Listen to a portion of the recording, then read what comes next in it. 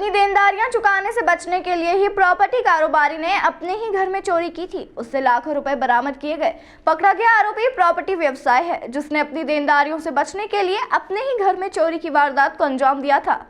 जानकारी देते हुए एडिशनल डीसीपी अभिनय विश्वकर्मा ने बताया कि 2-3 दिन पूर्व द्वारकापुरी थाना क्षेत्र में एक चोरी की वारदात सामने आई थी, जहां एक युवक द्वारा शिकायत दर्ज कराई गई थी कि वह अपनी नानी के घर गया था और जब वह वापस आया तो घर का ताला टूटा हुआ था और अंदर का सारा सामान अव्यवस्थित था। वही अलमारी को तोड़कर अज्ञात चोर लगभग 53 लाख रुपए नगद और सोने चांदी के जेवर चुरा कर फरार हो गए थे। पूरे ही मामले में जब पुलिस ने तलाश की तो यह बात सामने आई कि फरियादी के पिता संजय पाटिल प्रॉपर्टी व्यवसाय से जुड़े हैं, जिसमें प्रॉपर्टी का व्यवसाय करते करते कई देनदारियां कर ली थी और उस पर से कर्ज बढ़ गया था। घर में रुपया रखा था, वह लेनदारों को देना था, लेकिन नियत खराब होने के चलते वह देना नहीं चाह रहा था, जिसके चलते अपने ही घर में प्रॉपर्टी व्यवसाय संजय पाटिल ने चोरी की वारदात को अंजाम दिया। वहीं बताया गया कि उसने प्रॉपर्टी के कई सौदे एक साथ कर लिए थे, जिसका रुपया अब वह लौटाना नहीं चाहता था। इसके चलते फरियादी के पिता ने अपने ही घर में चोरी की घटना को अंजाम दिया। बहरहाल घटना के बाद से ही पुलिस लगातार जांच कर रही थी, जिसमें घटनास्थल के आसपास संदिग्ध व्यक्ति नहीं दिखा, जिसके चलते सीधा शक फरियादी के पिता पर गया और पुलिस ने 2 दिन के भीतर ही इस घटना का पर्दाफाश कर दिया। फिलहाल आरोपी से 19 लाख रुपए पुलिस ने बरामद कर लिए हैं। बाकी के रुपयों के बारे में और पूछताछ की जा रही है।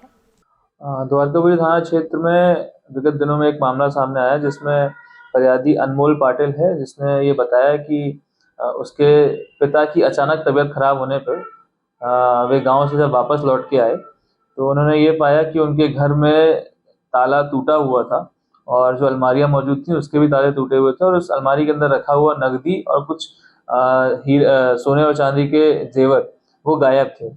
इस पर से पूछताछ करने पर उनके द्वारा एक लगभग अनुमान बताया गया लगभग 53 लाख रुपए की नकदी जो उसके अकाउंट अलमारी में रखी हुई थी वो गायब है। इस मामले को गंभीरता से लेते हुए 3-4 टीमें बनाई गई और सभी एंगलों पे इसमें विवेचना करी गई। विवेचना के दौरान में इनके पास ये पैसा कहाँ से आया था, किन किन माध्यम से आया था, कितना आया था, इसके संबंध में पूछताछ करी गई। पूछताछ के दौरान में सामने आया कि इनके पास में ये जो फरियादी के पिता हैं संजय पाटिल, वो रियल एस्टेट में सौदे का काम करते हैं और लगातार कई प्रॉपर्टी के सौदे करके उसको ऊंचे दामों पे दूसरे लोगों को बेचते हैं। इस तरह से उसकी लगभग 5 से 6 रियल एस्टेट की डील्स जो थी, जो करेंटली चालू थी, वो सामने आई, जिसमें ये पाया गया कि इसने कई लोगों से डील्स के पैसे लिए हैं और कई लोगों को बयाना राशि दी हुई है।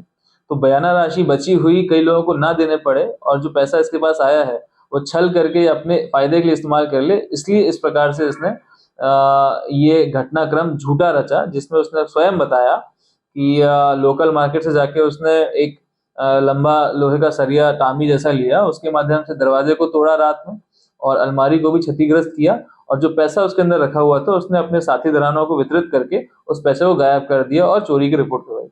इस पर से लगभग 19 लाख रुपए का मशरूका जो है बताए गए सूत्रों से हमने जब्त किया है और इसमें गिरफ्तारी करके आगे विवेचना की जा रही है। अभी जब पूछताछ के दौरान जो चीजें सामने आई उसमें कुल पूरा 53 लाख की पुष्टि नहीं हो पाई थी। पूछताछ में 2-3 डील्स थी, जिसमें इसने किसी में 5 लाख रुपए बयाना दिया था, किसी में 2.5 लाख रुपए बयाना दिया था। कुछ एक डील थी, एक वहीं आस में पास में रहने वाले एक परशुराम करके व्यक्ति हैं, जिनसे मकान का सौदा करके इन्होंने 5 लाख रुपए दिए थे उसको और उसी मकान को किसी तीसरे व्यक्ति को बेच करके 46 लाख में सौदा किया था। इसके जो बचे हुए 35 लाख थे वो इनको देने थे।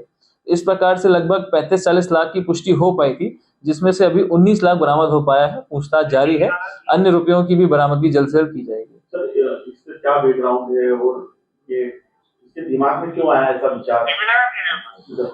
चूंकि ये जो आरोपी है ये रियल एस्टेट में प्रॉपर्टी डीलिंग्स का काम करता है और ये लगातार एक समय पे 5 से 6 डील्स कंटिन्यू करता है, तो उसको उस पैसे का फायदा मिल जाए, एक डील में पैसा लगा दिया जाए और जो जिसको पैसा देना है उसको पैसा ना देना पड़े। तो इस प्रकार से आर्थिक लाभ प्राप्त करने के लिए उसने इस प्रकार से छल रचा था। जी, क्योंकि घटना काफी सनसनीखेज थी, इसमें जो घटना स्थल था उसका बहुत ही बारीकी से निरीक्षण किया गया, फॉरेंसिक टीम को बुलाया गया, वहां पे फोटोग्राफ्स कराए गए, डॉग स्पॉट को बुलवाया गया था, फिंगरप्रिंट टीम को बुलवाया गया था।